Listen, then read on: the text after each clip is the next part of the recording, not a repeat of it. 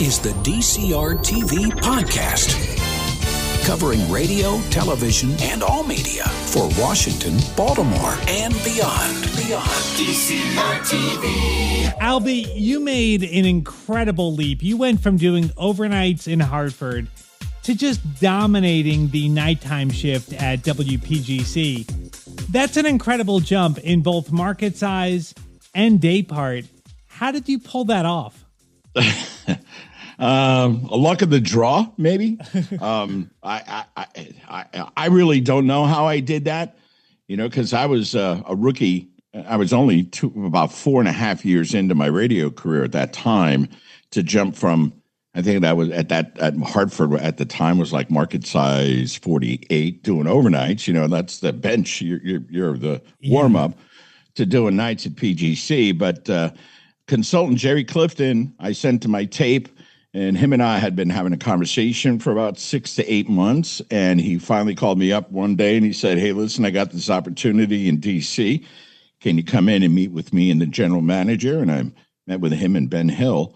And we hit it off. And next thing you know, I was packing my bags from just outside of New Haven, Connecticut to Greenbelt, Maryland on the outside of D.C. Albie packed his bags, came to D.C., and found incredible success. He had a 40 share at WPGC. A 40 share is just hard to even wrap my head around, but he did it. We'll talk about how he did that. Albie went on to do mornings in Baltimore, and then he came back to D.C. to work at 99.5. both at Jammin Oldies and for the launch of Hot 99.5. We'll talk about how he did all that and how he has managed to stay in DC radio for so long. Joining us on the podcast today is the Don of DC, Albie Dee. DCRTV. It's Friday! The weekend is here. Are you ready to rock and roll, DC? Welcome to the Fierce Friday Night Mega Mix. It's me, it's Albie Dee, gonna rock your radio so viciously. Jeffrey C about to take over the wheels of steel. All you gotta do is lock it in. It's WPGC, FM Morningside, Washington. Albie, one thing that you did that I think is just genius is coming up with your catchphrase, it's me, it's Albie Dee. How did that start? It's stolen. Is it really? Absolutely. There was a guy that was doing, I can't forget the shift that he was doing, but he was at WAVA, Gene Baxter. Mm-hmm. And Gene, I think at the time, was the APD and music director. And I used to listen to his ads back in the day. And he would say, it's me, it's Jeannie B, Jeannie B. And I went, oh, wait a minute. Hold on there, Baba Louie.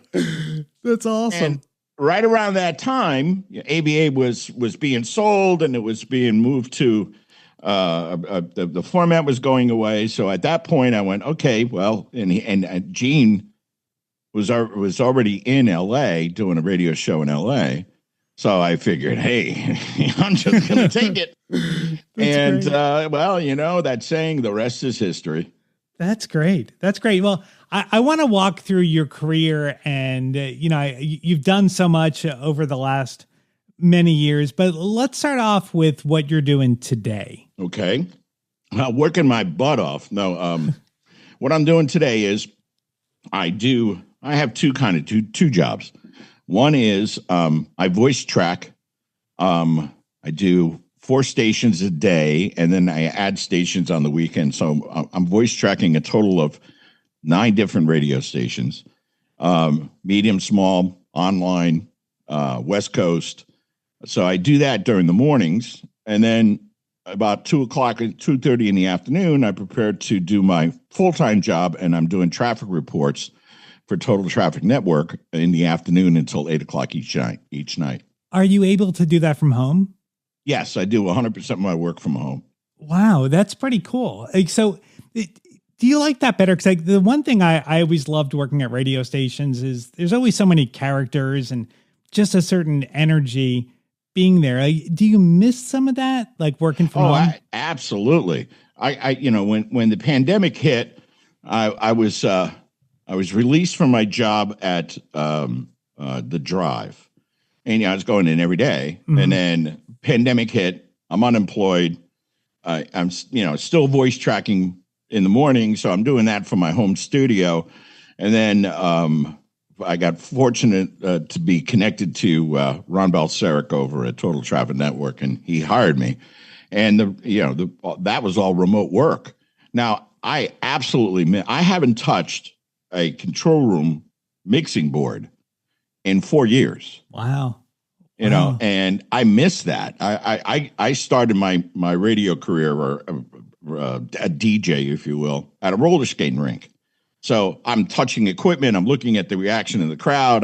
Then I transform and I go into clubs and I'm doing my mobile gig, and then I get on the radio, and you had all that equipment. And for the past 4 years, I'm sitting in front of my computer screen with a Rodecaster box and a Shure mic, and that's it. I don't get a chance to do the segues and I miss that. Yeah. All right. So you got a Shure mic. Well, which mic do you have? SM7. Okay. And then you got a Rodecaster Pro. Yeah. Okay. And that's all the equipment you need to work from home? That's it. Well, I also have Adobe 3.0. Okay. So I record in Adobe, do my editing there, and then I send the files wherever they got to go. Awesome. All right. Well, let's go back to the beginning. So when you came to PGC, I think has an interesting history in that they were a huge top 40 station. And then at some point in the 80s, they kind of lost their way, and they were, I guess, like rebuilding the station when you came back. Can you give us just a real quick history of WPGC? Well, like you said, in the AM days and the very early days of FM radio, PGC was a monster top 40. And then the ownership at that time decided to go in a kind of eclectic hot AC kind of vibe. And they went from top 3, I think they were, well, let's say I'm for sure top 5, to dead last. And they sat at the bottom of the pile for a minute and a half, and then they realized, oh, well, we got to do something here. And the story that I believe, and it's been a while, it's been over 30 years, Dan Mason reached out to Jerry Clifton. And Jerry Clifton was on fire at that time. He was dropping stations doing this kind of rhythmic in the middle of top 40 and urban and killing it everywhere. And they did it. They chatted it up and decided to take a shot at bringing back the call letters because they were so legendary, but with a new format and a whole new crew. So they had switched the call letters when they went AC. Yeah, it's WCLY in a class by itself. Wow. That was the position. Oh man. When I first landed the job at PGC, there was a bunch of leftovers from Class C95. That's what they call themselves. And I was listening to some of the old sweepers and jingles and stuff like that was sitting in the office. I was like, wow. There's a reason why I was dead last. So was it pretty immediate when they switched to the new format? Like, did it catch on? No, I mean, when I came into town, and the station is dead last. They're going after air personalities that are not the big ticket names that are out there in the industry at the time. Up and comers, those that they thought would work hard, and they get them cheap, and but as the station grows, pay you accordingly, and turn you into from for me an overnight disc jockey to number one in teens in Washington with a 42 share, I think my highest was, which was insane. Wow. We were from the outside of the box, and that's what they wanted. And I think that just was the success. Now, when I came in, the night show was dead last. And 9 months later, I went number one in teens, but I didn't become number one in all demos until about 18 months after the launch. Wow. And then it stayed that way for about 8.5 years. And you guys were going up against some huge stations. I mean, WAVA, Q107, KYS, HUR. I mean, was that pretty fierce? Oh, absolutely. You forgot one. OK100. Right. Yeah. So there were KISS, OK100, HUR on the urban side. And on the pop side, there was Wava, Q107, Wash a little bit. But there was this huge hole in the middle, right, to play the best of the best and not care. That's a black record. That's a pop record. Well, you're playing too much pop. You've got to be a pop station. Oh, you're playing too many black records. You're a black station. And we were just giving everybody I'm the number one salute and just doing our own thing and drove it right up the middle. And sure enough, that's what the audience wanted. And bang, when that thing hit, it just blew up. Yeah. And now, what about like budget wise? Because like some of those stations were giving away crazy money and cars back then. You know, I imagine this PGC probably didn't have much money in the early days to give away, right? Oh, absolutely. And you know, it was done by design. And at first, you know, when I found out that, you know, one of the station had $1 million prize catalog and KISS was giving away Porsches and somebody was giving away a house, and we were across the street coming up in the ratings, screaming and yelling, "Hey, we got $100 for you." And at first I was like, well, you can't compete. Yeah. But then it was like, well, they were saying, as in the bosses were saying, well, if you impact more people, you're going to get more positive response. A lot of people go, $1 million prize catalog, one person's going to win. I'm not going to win. And we were touching everybody. You know, we had the money man out at malls, you know, and the money man was played by a production director, Bob Holmkrantz, who was the most non-looking PGC person ever. And he would hide out in the mall and then would walk up to somebody and, you know, give me the phrase that pays kind of vibe and hand him $100 right on the spot. Wow. So and it worked. It worked. Yeah. Everybody else was screaming and yelling, spending a lot of money. And, you know, we weren't spending nothing, giving away $100 bills. And the ratings just kept going up and up and up and up. So like, I'm trying to put myself in your shoes. So like you came in from Hartford where they were passing you over for promotions and now you have a 42 share at night.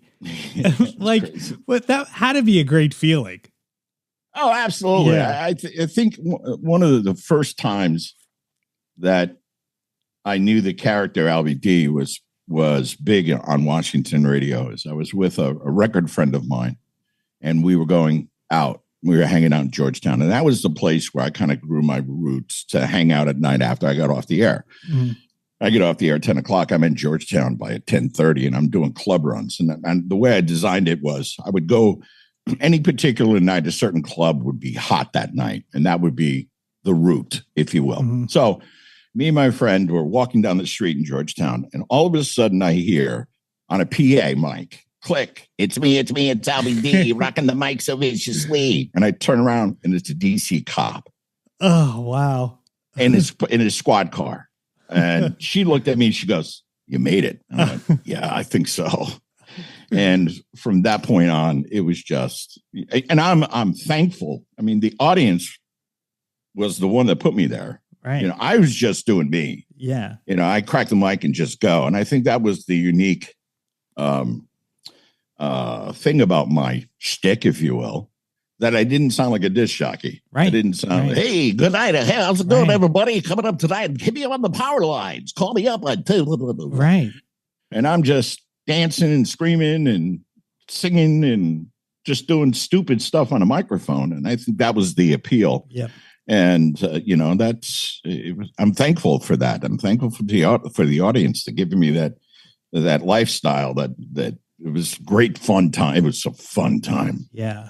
So they eventually moved you to afternoons. I mean, why did they want to change things up with you doing so well at night? That was me. Okay. Well, why? I was 5 years in doing nights and killing it. You know, I was number one with teen. I was number one in all demos. It there was a particular time in my contract that I got a $35,000 bonus because I hit number one. Wow. And that was it's huge. Like, wow. Yeah. And try getting a bonus nowadays. Right, but anyway, I'm doing it and killing it. And I got to the point where, okay, what's next? Mm-hmm. And the timing was kind of working out right when I started to think, okay, what am I going to do next? And this opportunity came up to segue into Afternoon Drive, and the segue was seamless.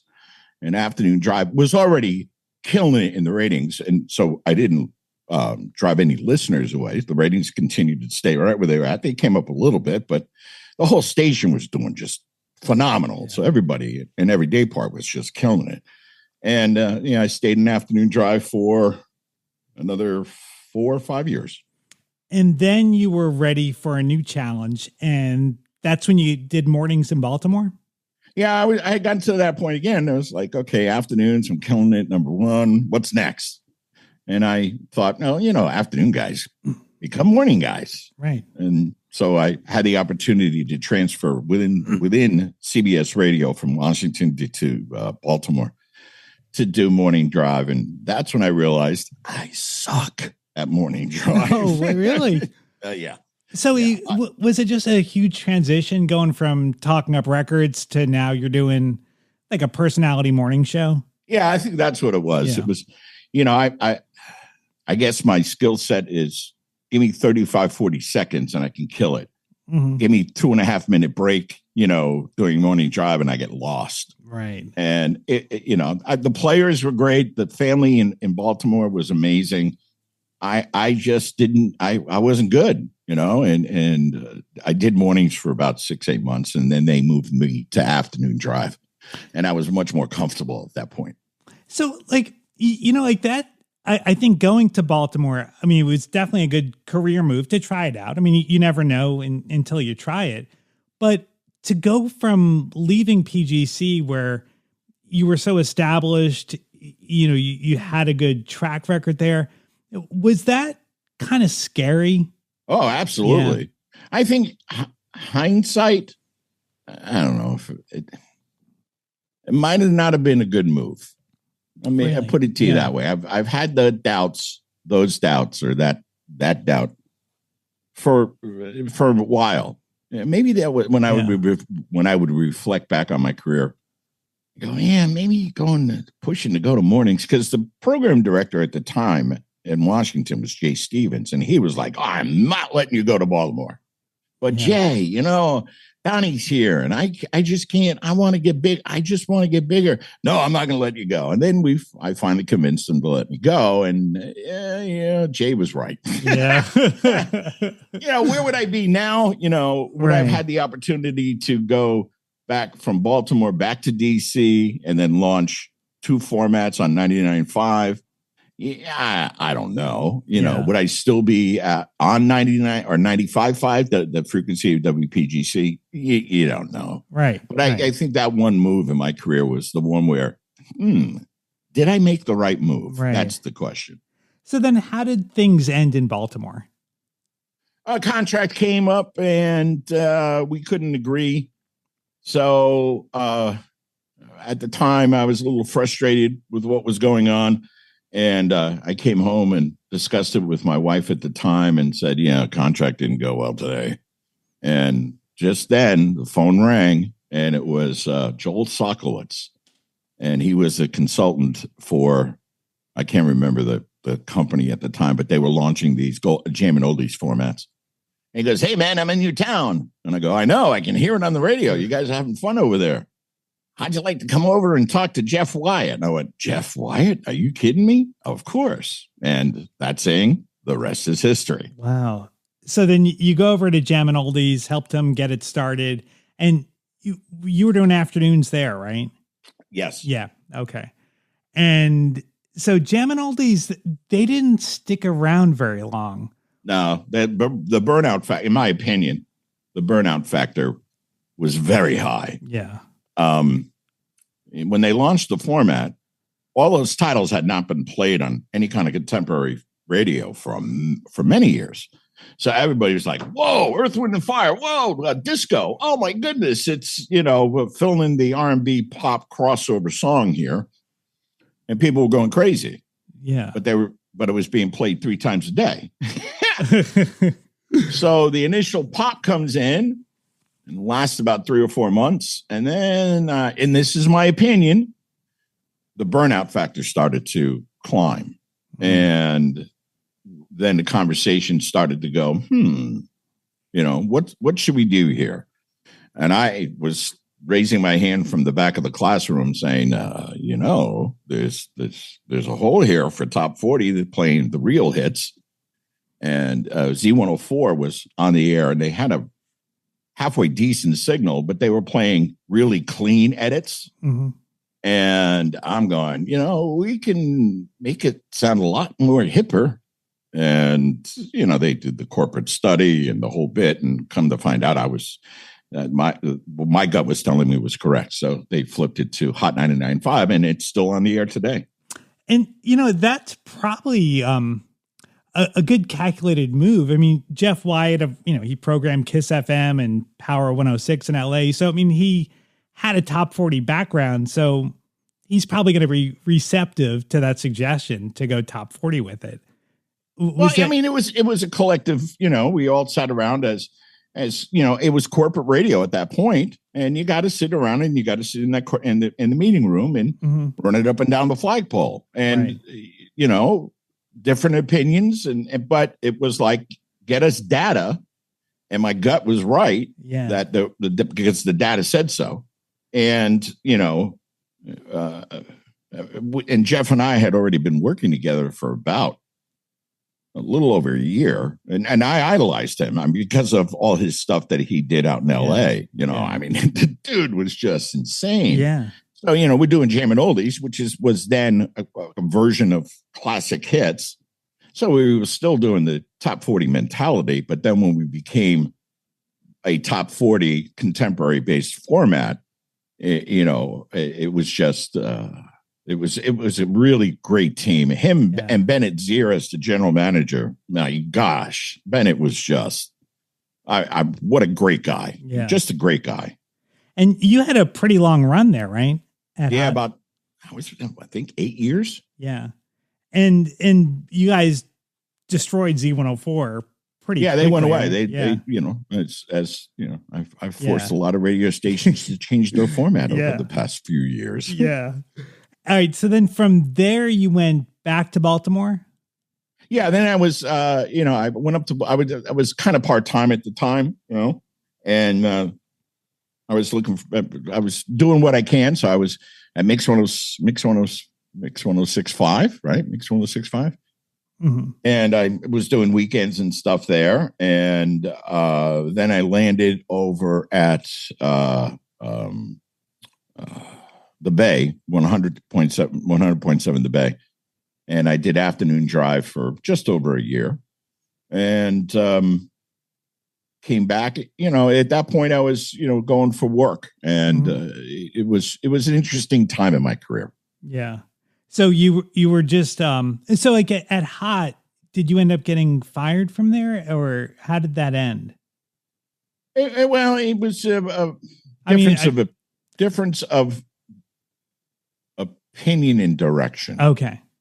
And my contract came to an end, and they decided that they wanted to go in a different direction. And I was like, okay, show me my exit papers. Thank you very much. And send me my check. Yeah. Okay. So then you were bouncing around, right? Picking up shifts at different in Baltimore, stations. And I was picking up shit. Then I landed full time at the Bay, and that came to an end just over a year and a half later, and came back to DC and picked up shifts. I worked at XM for 2 or 3 years. That was a good experience doing XM. And, from time to time, I'd land a full-time job. I was at what was the Globe that then turned, it was Arrow, then the Globe. And then it was that's part of my career is a little foggy. Yeah. So after the Globe, I was full-time there for a minute. And then I don't know where I went after that. I went back to Baltimore to do swing and part-time. And then I came back to DC to what was I doing? No. Then I went to Salisbury. That's right.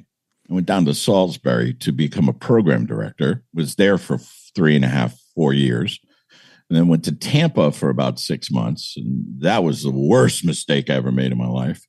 And as I was sitting in Tampa miserable, 6 months into it, Steve Davis calls me and he says, "Hey, we launched this station." And I said, "I know, I'm listening to it online. It sounds great. I got a couple of friends of mine that are out of work, and can I give you their numbers and contact information?" And he said, "I want to talk to you." And I went, "Oh, really? Okay, let's talk." And we put together a nice, we shook hands on the deal 2 or 3 days later. And I went back and said to the people in Florida, "See ya, I'm going back home. Bye-bye." And that's how I came back into DC. Now, when you moved to Salisbury, like that's not that far, but I mean, you had been in DC for a long time. Like when you went down there, did you think like, hey, I might work out the rest of my career here? Or did you know that you'd probably be back in DC at some point? Well, that was my first program director gig. And I did that strategically because I spent all my time as APD music director, and I knew what I was doing, and I wanted to be that guy. Yeah. So this opportunity opened up with Phil Locascio, another great guy, and we launched. They hired me to be the program director of OC 104, which was legendary radio station down the. Yep. I used to listen to it every time I would go down and do vacations down in Ocean City, and connected up with the morning guy Wookie, and Wookie and I have known each other since 1988 when I first met him when I took my first vacation going down to Salisbury. He's a great dude. So it was kind of like DC-2, you know what I mean? Right. So right. It was not, I wasn't surprised or blindsided or anything like that. It was kind of DC vibe and down on the Eastern Shore. Yeah. So like, how was, programming down there? Like, did you like being a PD, or do you like? Oh yeah. I enjoyed it. I enjoyed it. It was, because all my career was APD music director. So I'd still have to go to somebody and go, "Can I get your permission?" Right. Now I can say, "I'm the boss and I'm going to decide to do this." Yeah. And, So like after working most of your career in DC, is there a secret to being in one market for such a long time? Yeah. Refusing not to move. No, I don't know. I don't know if it's a secret. Yeah. I'm fortunate. I'm blessed. I really am. Yeah. When I came to DC, way back when, I grew up in New Haven, Connecticut. So I used to listen to New York radio, and, being a DJ that was working clubs and roller rinks, listening to this big powerhouses coming out of New York. I was only 80 miles away from New York City. So we used to get all the signals coming to New Haven. So I had this thing in my head that I would love to be the number one night jock in the country, which meant I had to be on a number one station in the number one market. And I had that thought in my head, for the first year and a half that I came to DC. And then when I finally blew up and I had a 43 share in teens and a 28 share, 18 to 34, and almost 30 share and 25-54. I was hanging with Jerry Clifton and they asked me that question. Where do you want to be? When I was doing the interview, what's your goals? Well, someday I want to be the number one disc jockey in the state and yada, yada, yada. So he said to me, he goes, "You know something, Albie, you're really basically the number one night jock in the country in market size 8, because nobody has the size and numbers that you do in any other market." And I went, "You know what, Jerry, you're right." So I was, based on the numbers, the number one jock in America at night. And those numbers, I mean, it's like unbelievable. Like there's no station today that's anywhere near that. No. And that's really, really incredible. Really incredible. That's a whole different podcast, bro. Yeah. All right. So let me wrap it up with like just seeing if you could give any advice. If there's any young broadcasters out there listening that want to make it in this business, is there any advice you would give them? Yes. One, it doesn't matter what your voice sounds like. You got to have a personality, number one. Number two, learn everything about how to do broadcasting, from doing traffic reports to how do the commercial logs get put together, how's the music programmed, how does the news guy gather his news. Know everything, because that increases your value and you have a skill set that will give you an opportunity to continue to do what you love to do. Is learn everything that you can and just cast that wide net, and be willing to listen to constructive criticism and adjust your craft and move and evolve and just keep going forward, because those that are stuck in the old ways are no longer working. I'm still working 40 years later, and I'm kind of surprised that I'm still doing it. But it's because I evolve and I morph and so on. So that's the best thing that anybody can do. Really great advice, and congratulations on all your success, Albie. If you enjoyed today's interview and you want to hear more podcasts like this, make sure you subscribe and you'll get notified when the next episode comes out. My name is Dan Lane, and this has been the DCRTV Podcast. DCRTV.com